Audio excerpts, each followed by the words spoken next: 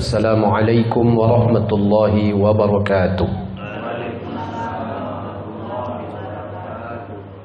Alhamdulillahilladzi khalaqal mauta wal hayata liyabluwakum ayyukum ahsanu amala wa huwal azizul ghafur.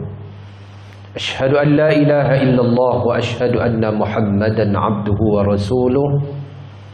Allahumma salli wa sallim ala sayyidina wa maulana Muhammadin wa ala alihi wa ashabihi wa man tabi'ahu ila yaumiddin. Subhanaka la ilma lana illa ma 'allamtana innaka antal alimul hakim. Rabbi shrah li sadri wa yassir li amri wahlul 'uqdatam min lisani yafqahu qawli. Amma ba'du.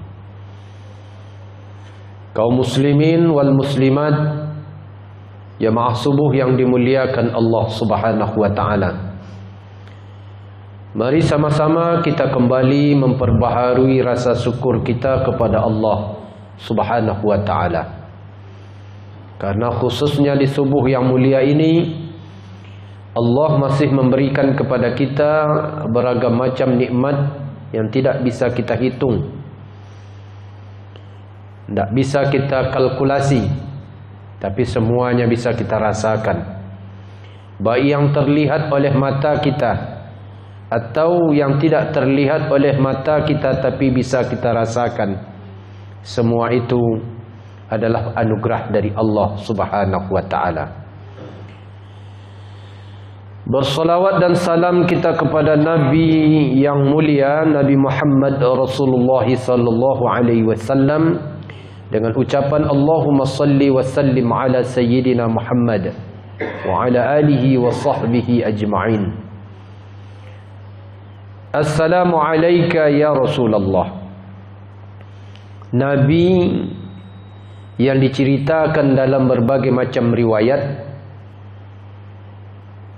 yang pengaruhnya di dalam kehidupan umat ini sangatlah besar sekali. Bukan hanya pengaruh ketika beliau masih hidup. Ketika beliau sudah meninggal dunia, diwafatkan oleh Allah Subhanahu wa taala, pengaruh kebesaran beliau masih kita rasakan sampai saat ini. Dan bukan hanya sekedar itu saja. Biasanya kalau seseorang sudah meninggal dunia, semua peninggalan-peninggalannya boleh dikatakan tak ada harganya lagi. Berbeda dengan Rasulullah sallallahu alaihi wasallam. Apa yang ditinggalkan oleh Rasulullah sallallahu alaihi wasallam, walaupun itu menurut kita remeh-temeh, tetapi besar pengaruhnya dalam kehidupan umat ini. Salah satu di antaranya yang sangat berpengaruh adalah terdapat pada diri para sahabat. Jangankan hal yang besar menurut kita seperti Al-Quran dan hadis Nabi SAW yang beliau tinggalkan.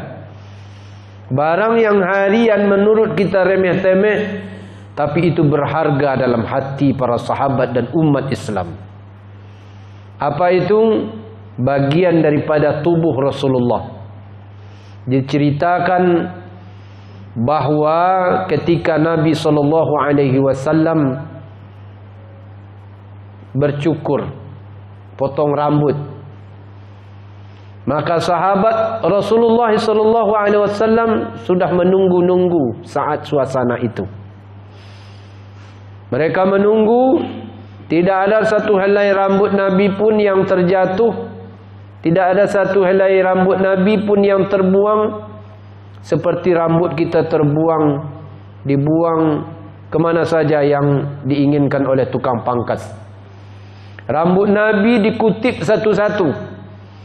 Bahkan Anas bin Malik radhiyallahu anhu sampai beliau meninggal dunia berpesan kepada muridnya Sabit Bunani rahmatullah alaihi, wahai Sabit, kalau aku meninggal dunia nanti ketika sakaratul maut, buatkan satu helai rambut Nabi yang kusimpan itu di bawah lidahku.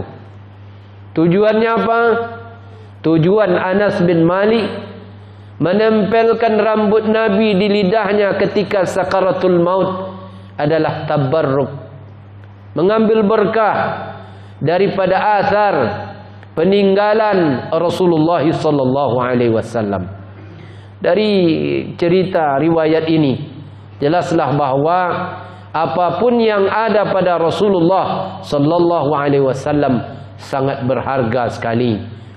Baik apa yang ditinggalkan berupa Al-Quran dan Sunnah, maupun apa yang ditinggalkan berupa bagian daripada asar, asar atau bagian tubuh Nabi sallallahu alaihi wasallam sangat berharga.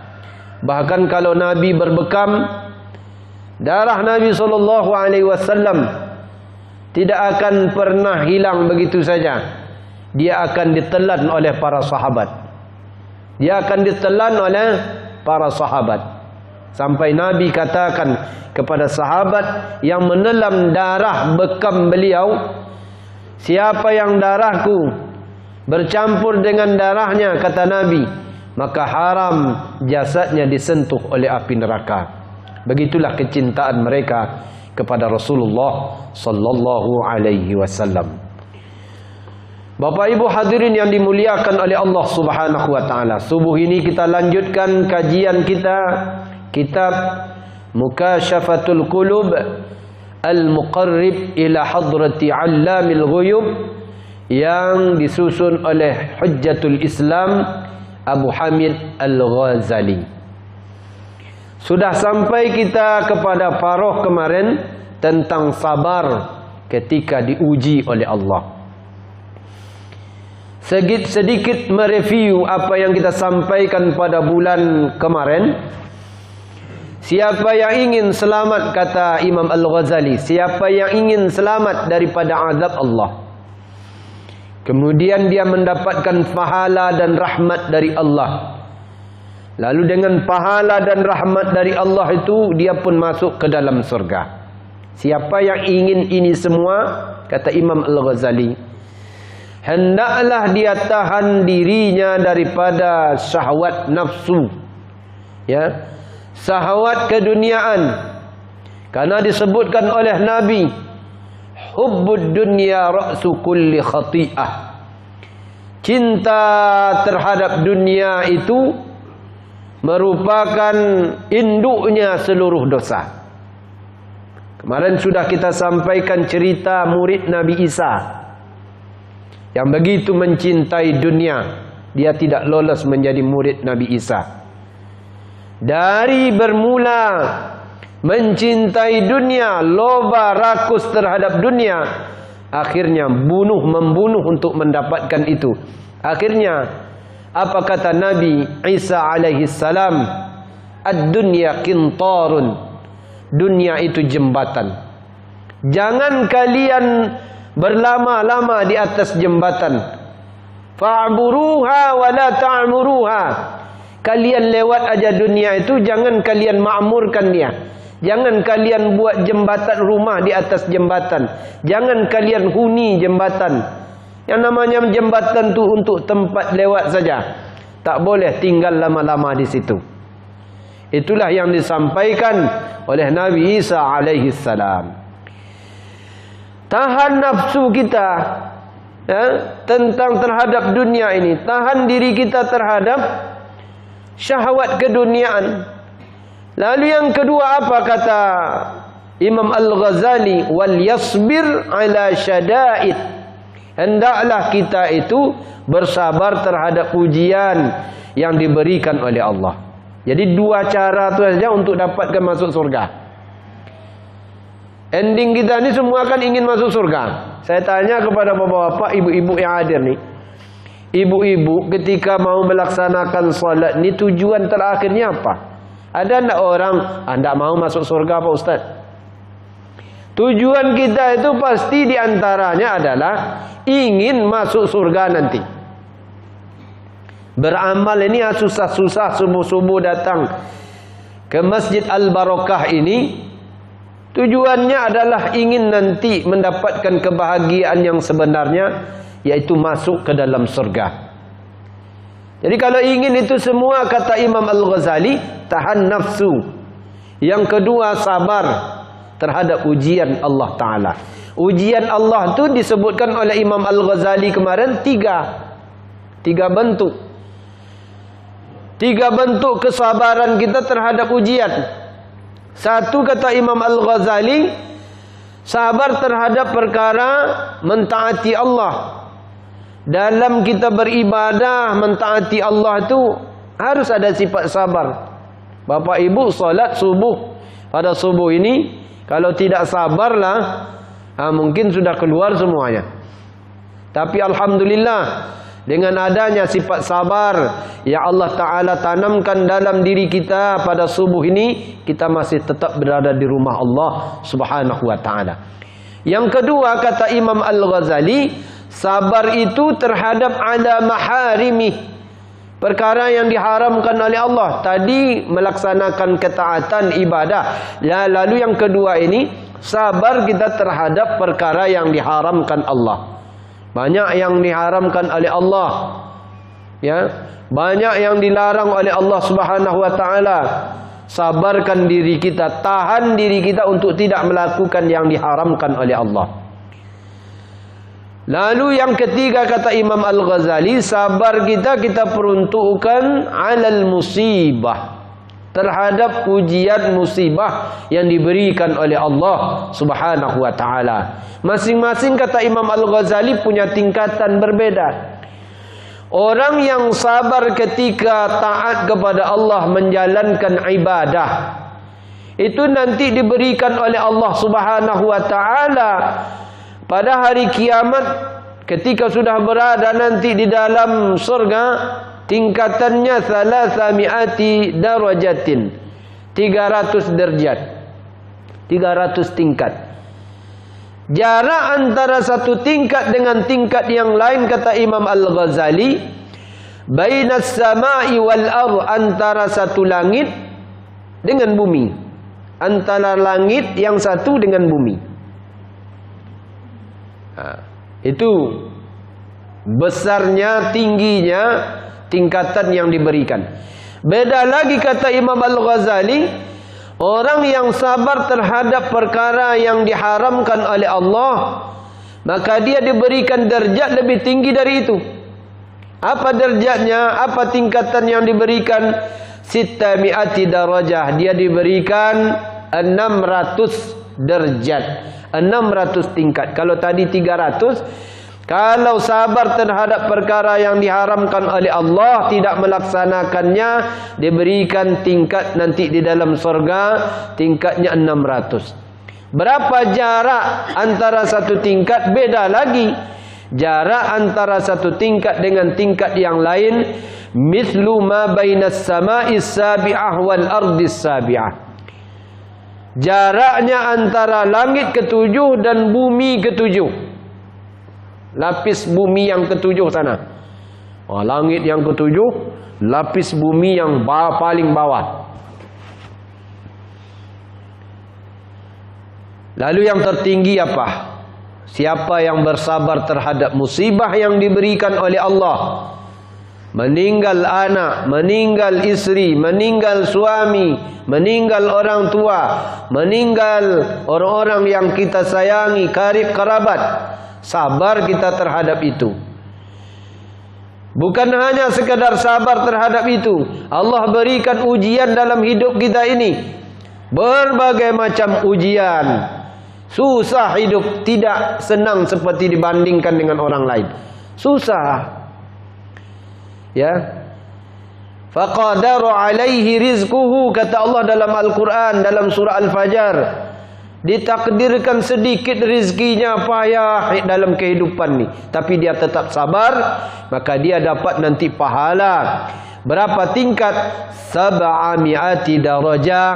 Dia akan mendapatkan 700. Kalau tadi 600, ini 700. Tapi beda lagi jaraknya, satu tingkat dengan tingkat yang lain.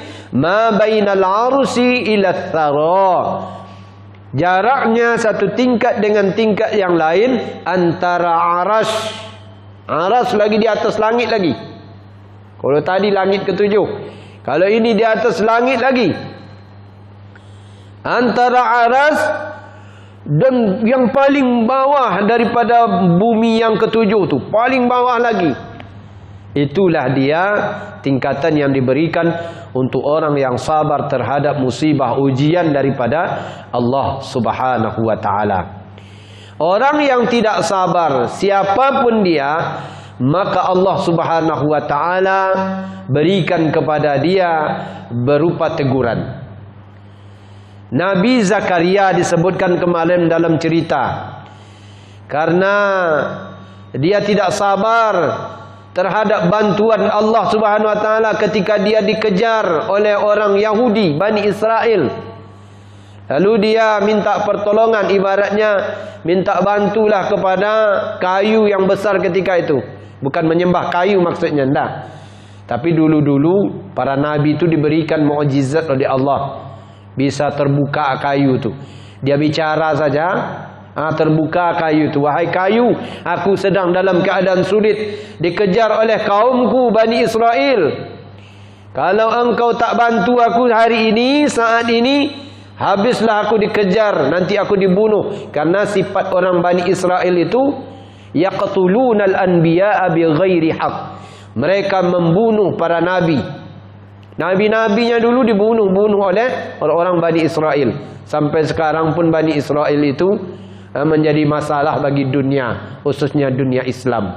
Di Palestina hari ini sampai saat ini masih bergejolak lagi. Sebentar-sebentar terdengar nanti penggusuran. Sebentar-sebentar terdengar penggusuran. Sebentar-sebentar terdengar lagi penggusuran. Pemukiman Yahudi semakin berkembang, pemukiman orang-orang Palestina semakin tersempit. Memang sifatnya dari dulu. Bapak Ibu hadirin yang dimuliakan oleh Allah Subhanahu wa taala, lalu dia mendapatkan bantuan daripada pohon besar. Pohon besar itu terbuka, lalu dia masuk ke dalam.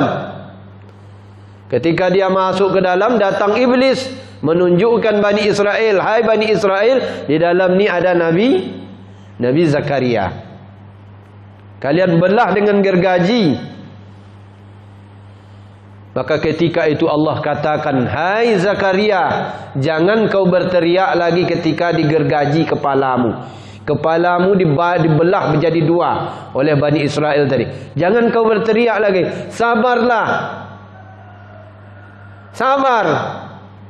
Kalau engkau berteriak juga, tidak sabar, kata Allah Ta'ala kepada Nabi Zakaria, aku akan keluarkan namamu daripada daftar para Nabi dan Rasul.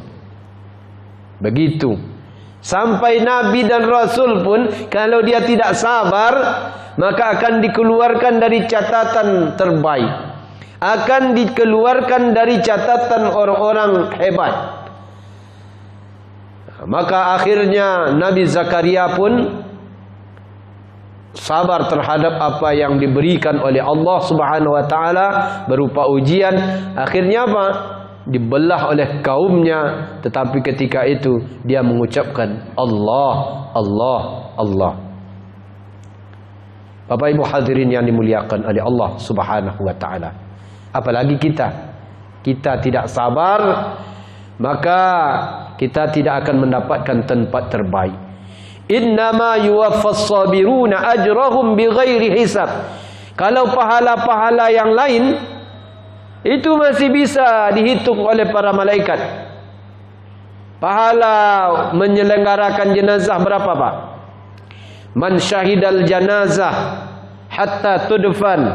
Siapa yang menyelenggarakan jenazah sampai dia dimakamkan, falahu qiratani, kata Nabi, untuk yang menyelenggarakan jenazah sampai dia dikafankan dapat 2 qirat. Sahabat bertanya, tidak paham apa itu qirat. Wa mal qiratani ya Rasulullah?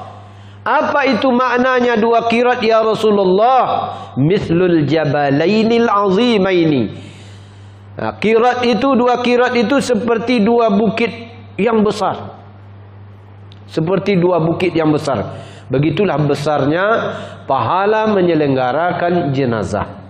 Jadi bapak-bapak, ibu-ibu di Masjid Al-Barokah ini, kalau nanti ada yang meninggal dunia, jangan takut-takut. Jangan jauh-jauh daripada jenazah. Ikut menyelenggarakan jenazah. Minta izin dulu kepada keluarganya. Kami izin. Setidaknya duduk aja dekat situ dah lah. Termasuk kita di bagian orang yang menyelenggarakan jenazah.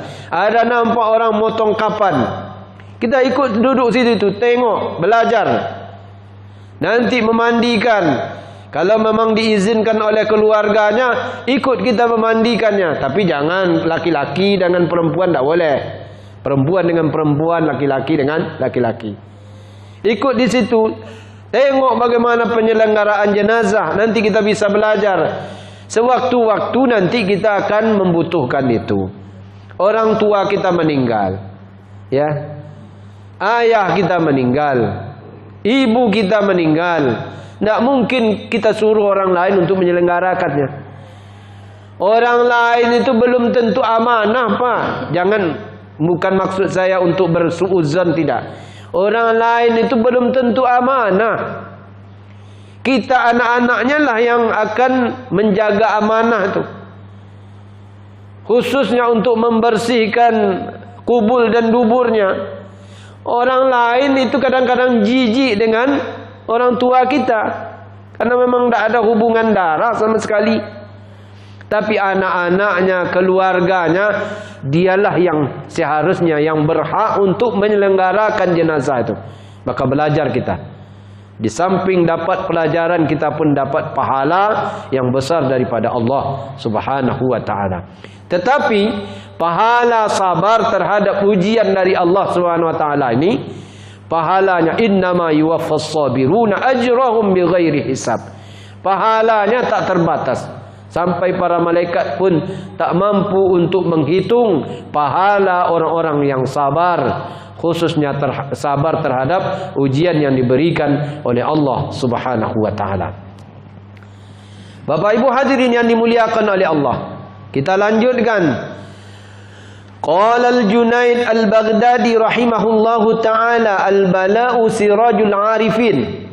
Imam al-Junaid al-Baghdadi rahimahullahu ta'ala berkata, apa kata beliau? Al-bala'u sirajul arifin wa yaqzatul muridin wa silahul mu'minin wa salahul mu'minin wa halakul ghafilin. La yajidu ahadu halawatil iman, la yajidu ahadun halawatal iman hatta ya'tihi al-bala' wa yarda wa yasbir. Imam Al-Junaid Al-Baghdadi berkata, ujian berupa bala, musibah itu adalah lampu penerang bagi al-arifin, hamba-hamba Allah yang mengenal Allah Ta'ala. Al-arifin ini hamba yang banyak memuji tetapi sedikit meminta. Itu dia. Kalau awak, Pak, kalau kita banyak meminta, sedikit memuji. Banyak minta kita ke Allah, tapi pujian kepada Allah terbatas. Zikir 33 cuma.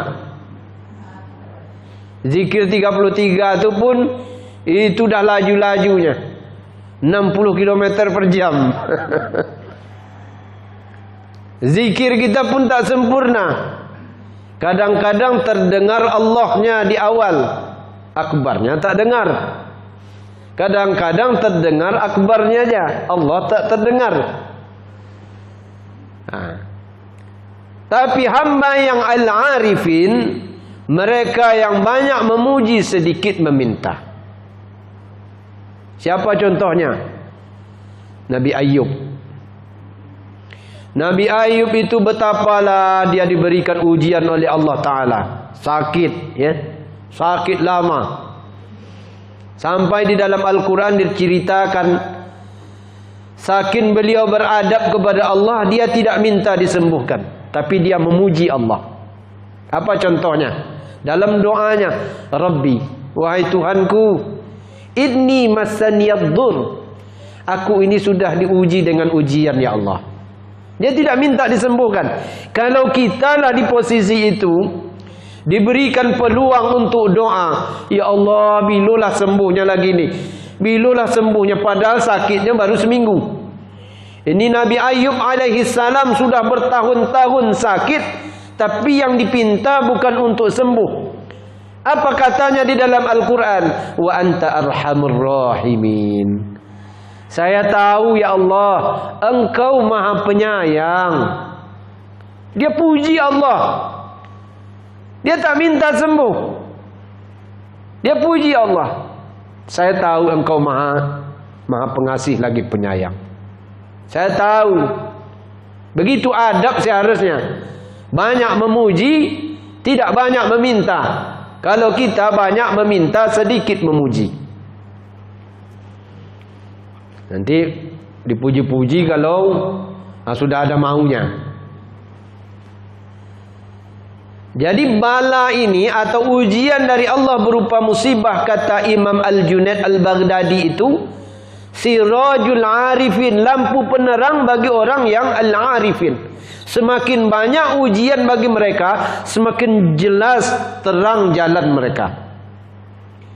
Nabi Ayub ketika ditanya, wahai Ayub, saat mana engkau mendapatkan rasanya kenikmatan luar biasa itu, wahai Ayub? Kata Nabi Ayub alaihissalam, ketika aku ditimpa oleh penyakit, anak-anak menjauh, orang lain menjauh. Dulu yang dekat semasa sehat, ketika sudah sakit jauh, tak mau mendekat lagi. Memang begitulah adatnya Pak ya, Bu. Kalau kita kaya, kalau kita terpandang, berpangkat, orang banyak mau dekat dengan kita. Tapi apabila sudah jatuh, jatuhnya itu bukan jatuh biasa, tapi jatuh tapai.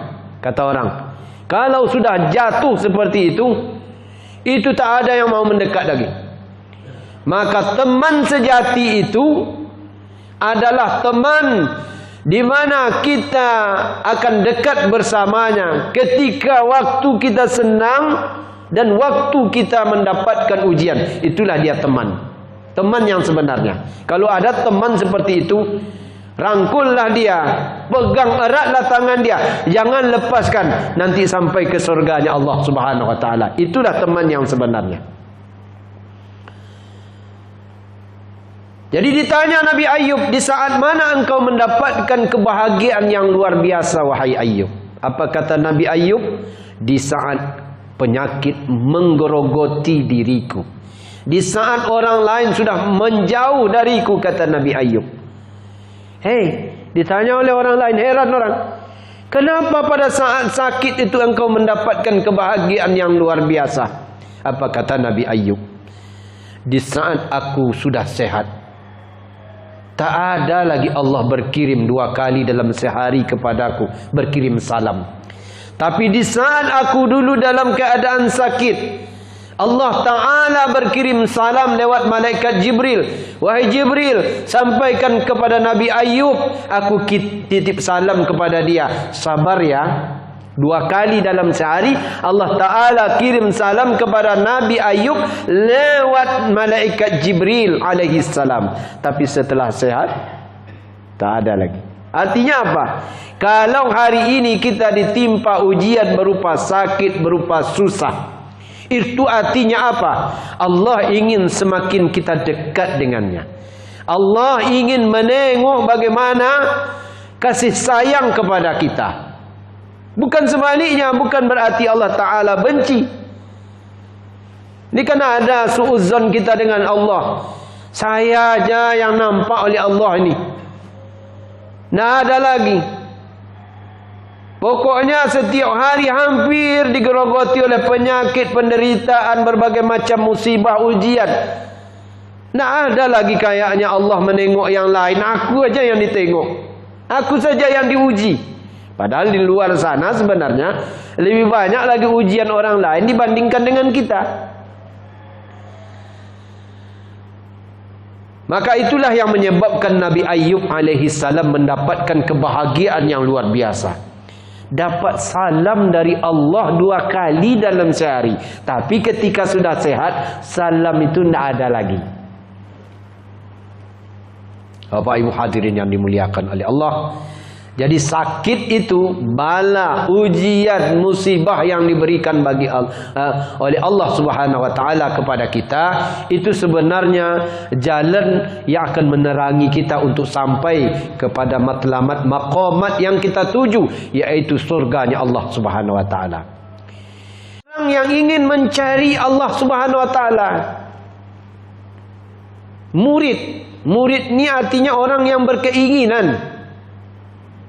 Ya, berkeinginan mencari ilmu, berkeinginan untuk mendapatkan ilmu pengetahuan, itu muridin. Jadi kalau ada bala, ujian diberikan oleh Allah kepada kita, itu artinya apa? Allah ingin kita ini ditunjukkan kepada Allah Subhanahu wa taala. Kemudian disebutkan wasalahul mu'minin, itu baik bagi orang mukmin. Kalau diuji oleh Allah, itu baik. Wahalakul ghafilin, tetapi bagi orang yang lalai, ujian itu merupakan kebinasaan, kehancuran. Orang yang lalai, tengoklah ketika dia diuji oleh Allah, sumpah serapah dia kepada Allah. Sumpah serapah, banyak mengupat, banyak lagi berkeluh kesah. Innal insana khuliqa halu'a.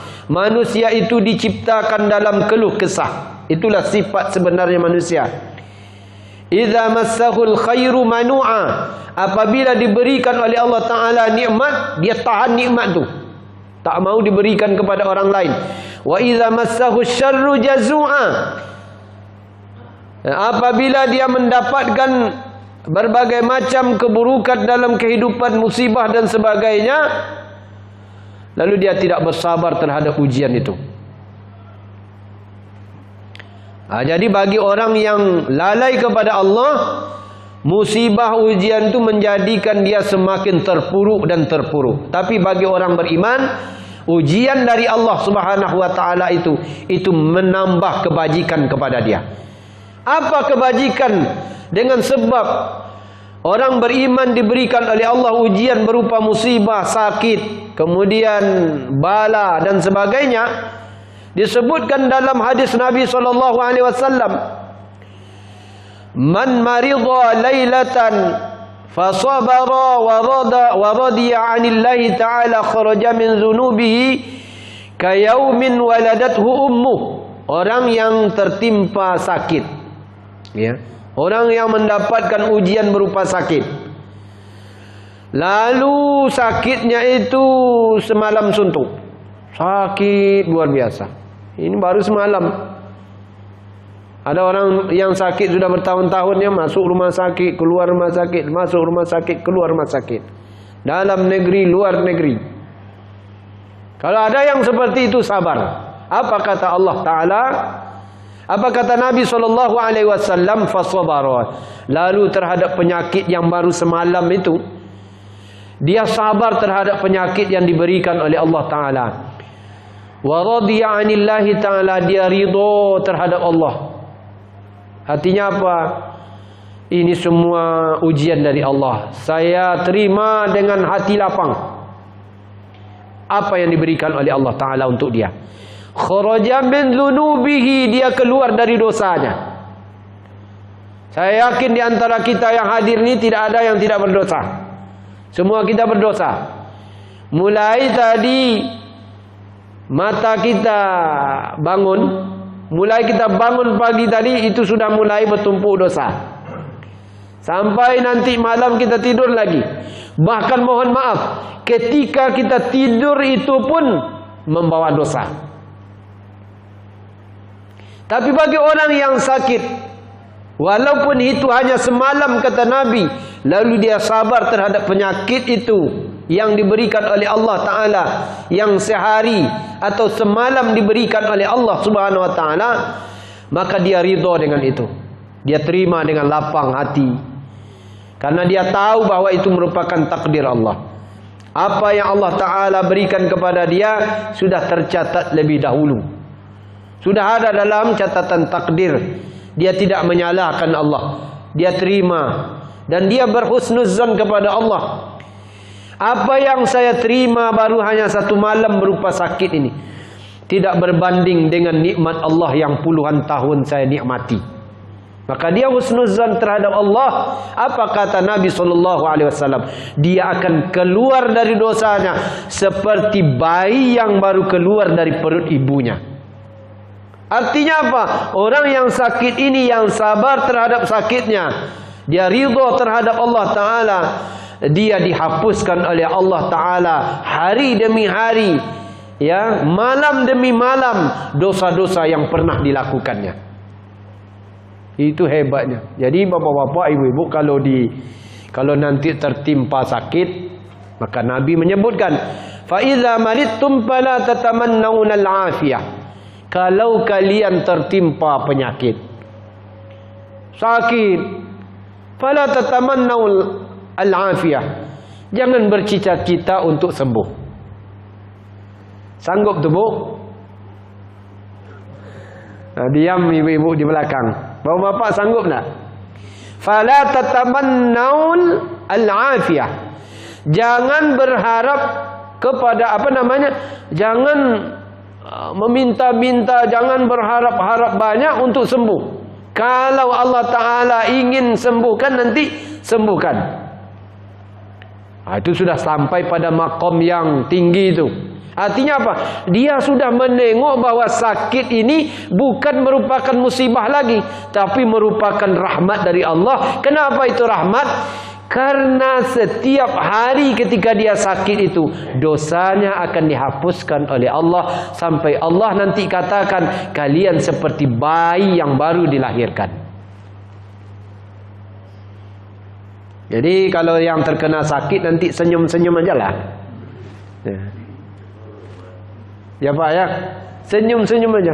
Artinya apa? Senyumnya itu karena kita sudah menengok, sudah ma'rifatullah, mengenal bahwa ini sakit yang diberikan oleh Allah merupakan rahmat. Semakin lama sakit, semakin banyak dosa-dosa yang terhapuskan. Akhirnya apa nanti? Ketika kita dipanggil oleh Allah, rupanya dosa itu tak ada lagi. Siapa yang tidak diuji oleh Allah di antara baina kulli arba'ina lailah, tidak diuji oleh Allah Subhanahu wa taala selama 40 hari, 40 malam, tak terkena penyakit. Ada nak di antara kita yang 40 hari 40 malam tak pernah sakit? Ini kata Imam Ad-Duha. Apa kata beliau? Orang yang tidak diuji oleh Allah Ta'ala berupa sakit, berupa ujian selama 40 hari 40 malam, sehat-sehat saja. Kata beliau, falaisa lahu 'indallahi khair. Orang ini hakikatnya falaisa 'indallahi khair. Orang ini di sisi Allah sebenarnya tak banyak mendapatkan kebajikan. Kenapa sehat-sehat saja? Orang yang biasanya sehat-sehat saja itu banyak melalaikan perintah Allah. Tapi orang kalau sudah dicabar, kemudian dicubit dengan penyakit, biasanya dia tersadar. Biasanya tersadar, wah ini saya ini sakit. Kalau sudah sakit nanti bertaubatlah lagi. Mana tahu nanti entah 4-3 hari lagi lamanya umur ini. Rupanya belum ada persiapan. Kan begitu biasanya orang sakit begitu. Jangankan kita Pak, jangankan kita orang beriman. Fir'aun dulu, ketika dia sudah tenggelam itu, dia baru sadar. Tenggelam dia. Lalu ketika tenggelam itu, nyawanya sudah sampai di tenggorokan. Apa kata dia? La ilaha illalladzi amanat bihi banu Israel. Dia mengucapkan la ilaha illallah juga Pak. Tidak kita aja yang menyadari itu. Fir'aun pun orang yang paling jahat di dunia ini, Tidak ada orang yang paling jahat di dunia ini. Iblis pun tak sampai seperti itu. Iblis itu walaupun dia merupakan makhluk yang sudah dilaknat sampai hari kiamat, wa inna alaikal la'nah ila yaumiddin. Iblis itu dilaknat sampai hari kiamat. Dia tidak akan dapatkan rahmat, tapi dia tidak pernah mengaku jadi Tuhan. Ketika dia diusir dari surga, dia tetap katakan Rabbi, wahai Tuhanku. Tapi yang Fir'aun ini, apa katanya? Ana rabbukumul a'la. Saya adalah Tuhanmu yang maha tinggi, kata Fir'aun. Mana kira-kira yang bejat itu? Yang paling bejat, Fir'aun atau Iblis? Fir'aun, karena mengaku diri sebagai Tuhan. Fir'aun yang begitu saja ketika sudah sampai musibah kematian pada dia, maka dia sempat untuk mengucapkan itu. Tapi sudah sampai di sini. La ilaha illalladzi amanat bihi banu Israel. Tidak ada Tuhan kecuali yang disembah oleh Bani Israel, yaitu Allah Subhanahu wa taala. Tapi Jibril tidak mau itu berlangsung lama. Jibril lalu mengadu kepada Allah, ya Allah, kalau engkau biarkan Fir'aun ini mengucapkan la ilaha illallah ketika dia sudah sampai nyawanya di tenggorokan, apa kata orang nanti? Orang berlaku maksiat saja, setelah nanti hampir sakaratul maut baru dia sadar, nanti diikuti oleh orang ramai, ya Allah. Akhirnya apa? Jibril alaihi salam minta izin kepada Allah, ya Allah, izinkan aku untuk mengambil tanah yang paling jorok, yang paling bawah di lautan sana, untuk kusumpalkan ke mulut Fir'aun. Akhirnya apa? Disumpalkan ke mulut Fir'aun, dia tak bisa berkata apa-apa lagi. Jadi Bapak Ibu hadirin yang dimuliakan oleh Allah, sakit rupanya menyadarkan orang lain akan hakikat dirinya. Dengan sakit kadang-kadang banyak orang tersadarkan. Dengan sakit kadang-kadang banyak orang insaf. Dengan sakit kadang-kadang banyak orang kembali kepada Allah. Bapak Ibu hadirin yang dimuliakan oleh Allah Subhanahu wa taala, disebutkan dalam riwayat ini dari Muaz bin Jabal, apabila Allah menguji seorang hamba mukmin dengan sakit, maka Allah berkata kepada malaikat asy-syimal li sahibis syimal. Allah Ta'ala berkata kepada malaikat yang di kiri. Di kiri ini pencatat apa Pak? Pencatat yang jelek-jelek, yang buruk-buruk di kiri ini mencatatnya. Apa kata dia? Apa kata Allah kepada malaikat yang ada di kiri yang mencatat keburukan kita? Irfa'il qalam anhu. Sekarang jangan tulis lagi. Angkat pena tu. Kalau sudah diangkat tidak ada lagi tulisan. Jangan tulis-tulis lagi. Ketika dia sakit ini, angkat pena itu, jangan ditulis-tulis lagi kejahatan dia. Wa qala li sahibil yamin. Allah Ta'ala berfirman kepada malaikat yang ada di kanan. Apa kata Allah Ta'ala kepada malaikat yang di kanan? Uktub li'abdi ahsana ma kana ya'mal. Wahai malaikat yang di kanan, pencatat kebajikan, pencatat pahala, catatlah untuk hambaku ini pahala yang lebih baik daripada apa yang dia amalkan. Kita beramal ini belum tentu lagi Pak. Kita beramal ini belum tentu baik lagi semuanya. Ada yang bolong-bolong, ada yang karena apa? Ya, karena ingin ditengok, ingin diperhatikan, ada sum'ahnya. Tapi untuk orang yang sabar terhadap sakit itu, pahalanya kata Allah, catat pahala hamba ini lebih baik daripada apa yang dia amalkan. Masya Allah, begitu hebatnya, begitu baiknya, begitu rahmahnya Allah Ta'ala kepada kita.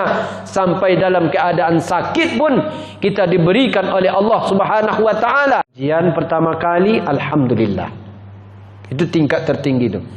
Tapi jangan besar-besar nanti. Ada kawan kita meninggal dunia, innalillah diumumkan di Masjid Al-Barakah. Bapak-bapak kaum muslimin yang dimuliakan oleh Allah, innalillahi wa inna ilaihi raji'un. Atau yang mengumumkannya, alhamdulillah sudah meninggal dunia.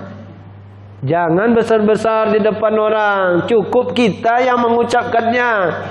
Karena kalimat ini bagi sebagian orang tak dipahami sebagai sesuatu yang baik.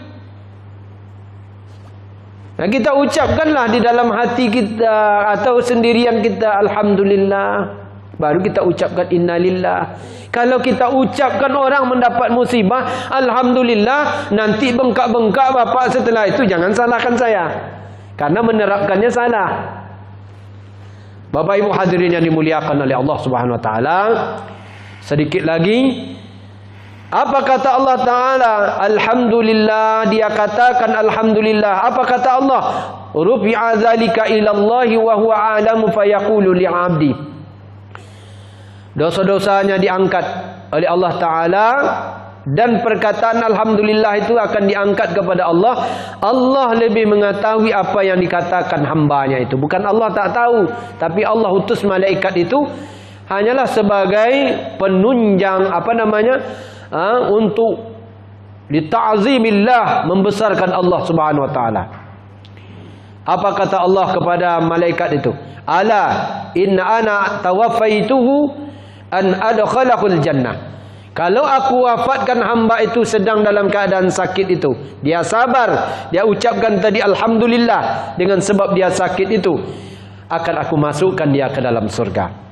Kalau aku sembuhkan dia, kata Allah, ya, yang sabar tadi, yang mengucapkan alhamdulillah, ditimpa oleh penyakit itu, lalu dia disembuhkan oleh Allah Ta'ala, aku akan ganti dagingnya dengan daging yang lebih baik. Aku akan ganti darahnya dengan darah yang lebih baik. Dan aku akan ampuni dosa-dosanya. Bapak ibu hadirin yang dimuliakan oleh Allah, itulah derajat, kemudian itulah kedudukan yang diberikan oleh Allah Ta'ala kepada orang yang bersabar terhadap ujian-ujian yang diberikan oleh Allah Subhanahu Wa Ta'ala.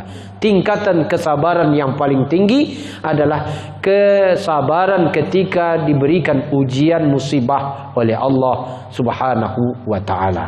Itu saja mungkin yang dapat kita sampaikan pada subuh menjelang pagi ini. Mudah-mudahan ada manfaat, ada barakah yang bisa kita terima dari pelajaran kitab Mukasyafatul Qulub ila Al-Muqarrib ila Hadrati Allamil Ghuyub, menyingkap rahasia hati untuk sampai dekat kepada Allah, ila Hadrati Allamil Ghuyub, yaitu Allah Subhanahu wa taala. Bapak Ibu, kalau ada pertanyaan silakan, kalau tidak ada pertanyaan kita pending. Silakan Pak. Saya ingin bertanya, kira-kira derajat sakitnya itu yang batasnya seperti apa? Sehingga kita derajat sabar karena sakit yang tinggi. Nah, kemudian kalau derajat sabarnya apa karena sakit aja yang lebih tinggi atau karena percobaan-cobaan yang lain? Ya. Tentang ujian sakit yang diberikan oleh Allah sebatas mana? Ya, semua jenis penyakit, baik yang kecil atau yang besar. Ya. Yang semakin besar sakitnya tentu membutuhkan kesabaran yang lebih besar. Semakin besar kesabaran, akan semakin besar pula apa yang akan kita peroleh. Semakin sedikit kesabaran, akan semakin sedikit pula kesabaran pahala apa yang bisa diterima daripada Allah Subhanahu wa taala. Jadi kadar penyakitnya tidak ditentukan. Pokoknya apabila tertimpa penyakit, pokoknya penyakit kita sabar. Baik penyakit itu kecil, contohnya kena bisul aja lah. Kena bisul banyak orang yang tak sabar, Pak. Kena bisul yang nampaknya sepele, remeh-temeh itu, malam dia datang. Sakit-sakit ni apanya? Sakit-sakit kaki ni mau meletus. Kita tidak sabar itu. Semua perkataan kebun binatang kita sampaikan di situ. Itu tanda bahwa kita tidak sabar. Ada orang penyakit lebih parah, Pak. Kena tumor sudah sekian lama. ada yang kena kanker rahim dan sebagainya. Kalau dia sabar, maka kesabaran itu sesuai pahala yang diberikan oleh Allah, sesuai tingkat kesabaran dan sesuai dengan tingkat ujian yang diberikan oleh Allah Subhanahu wa taala. Dan disebutkan di sini musibah ini bukan hanya sekedar sakit. Musibah itu banyak. Apa kata Allah dalam Al-Quran? وَلَنَبْلُوَنَّكُمْ بِشَيْءٍ مِّنَ الْخَوْفِ وَالْجُوعِ وَنَقْصٍ مِّنَ الْأَمْوَالِ وَالْأَنفُسِ وَالثَّمَرَاتِ وَبَشِّرِ الصَّابِرِينَ. Ujian Allah itu banyak. بِشَيْءٍ مِّنَ الْخَوْفِ, ada perasaan takut. Takut, maksudnya takutnya ini ya takut dengan kezaliman orang, ya tak?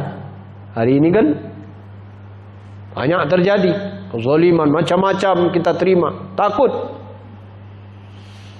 Lalu takut tu kita sandarkan kepada Allah, lalu kita sabar. Zalim-zalimlah kalian, kan gitu.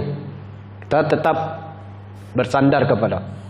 Wal-ju', ada takut dengan kelaparan. Kelaparan itu merupakan musibah, ujian dari Allah. Nanti di akhir zaman kata Nabi, ada nanti fase di mana kita akan mengalami masa-masa itu. Masa lapar. Tidak tumbuh lagi tanam-tanaman sekian tahun, Pak. Tahun pertama menjelang datangnya Dajjal, Allah akan kadar hujan ini sepertiga. Tidak turun sepertiga tahun. Kalau setahun itu berapa? 12 bulan, sepertiganya tidak diturunkan hujan. Berapa bulan tak hujan tu, Pak? 4 bulan ya? 4. Nanti tahun kedua ditahan 2/3 hujan. Berarti 8 bulan tak hujan. Tahun terakhir dia datang, mau hadir khurujud Dajjal, disebutkan oleh Nabi SAW akan ditahan nanti selama setahun tu tidak hujan sama sekali. Bayangkan, tidak hujan, apa yang akan kita dapatkan kalau tak hujan? Tak tumbuh, sawit tak tumbuh lagi. Padi, tanaman-tanaman tak tumbuh. Itu nanti akan menghantui dunia. Lalu orang beriman jangan takut dengan itu. Memang ujian dari Allah, tapi untuk orang beriman Allah Ta'ala berikan makan dalam bentuk lain. Allah berikan makanan ahlus sama, yaitu para malaikat. Apa makan para malaikat? Makan para malaikat, kami berzikir, kami bertasbih kepada Engkau ya Allah. Itu makanan para malaikat. Jadi makanan orang beriman nanti di akhir zaman ketika khurudud Dajjal itu keluar, dia bertasbih, berzikir. Satu zikir saja sudah kenyang baginya. Tapi amalkan dari sekarang zikir tu. Tak bisa nanti ketika sudah datang baru mau mengamalkan, tak bisa. Sama dengan ketika Nabi Yunus alaihissalam, ketika dia ditelan dalam ikan itu, perut ikan, dia cukup hanya mengatakan satu kali, la ilaha illa anta subhanaka inni kuntu minadh zalimin. Lalu terbukalah berbagai macam kegelapan. Akhirnya apa? Dimuntahkan ikan ke tepian pantai. Tapi di ayat itu Allah katakan, walaula an kana minal musabbihin, kalaulah bukan dulu Nabi Yunus ini orang mengamalkan tasbih ini, la labitha fi batni ila yaumi yub'atsun. Niscaya Nabi Yunus ini tetap berada dalam perut ikan sampai hari kiamat. Artinya amal itu sudah dibuat, Pak. Jadi banyak macam ujian dari Allah, bukan hanya sekedar sakit. Itulah yang disebutkan dalam surah Al-Baqarah tadi. Tapi di akhir ayat Allah Ta'ala menyebutkan wa basyiris sabirin. Beri kabar gembira kepada orang-orang sabar. Mana orang sabar itu? Alladzina idza asabathum qalu inna lillahi wa inna ilaihi raji'un. Orang sabar itu menyandarkan itu kepada Allah. Sesungguhnya kami ini milik Allah, dan sesungguhnya kami ini semua akan kembali kepada Allah. Itulah dia orang sabar. Itu Pak ya. Ya. Demikian mungkin kajian kita pada subuh yang mulia ini. Mohon maaf atas segala khilaf dan salah. Semoga Allah Ta'ala memberkahi kehidupan kita, baik di dunia ini nanti maupun di akhirat. Mudah-mudahan kita dikumpulkan bersama orang-orang yang soleh. Subhanakallahumma rabbana wa bihamdika asyhadu an la ilaha illa anta astaghfiruka wa atubu ilaik. Wassalamualaikum warahmatullahi wabarakatuh.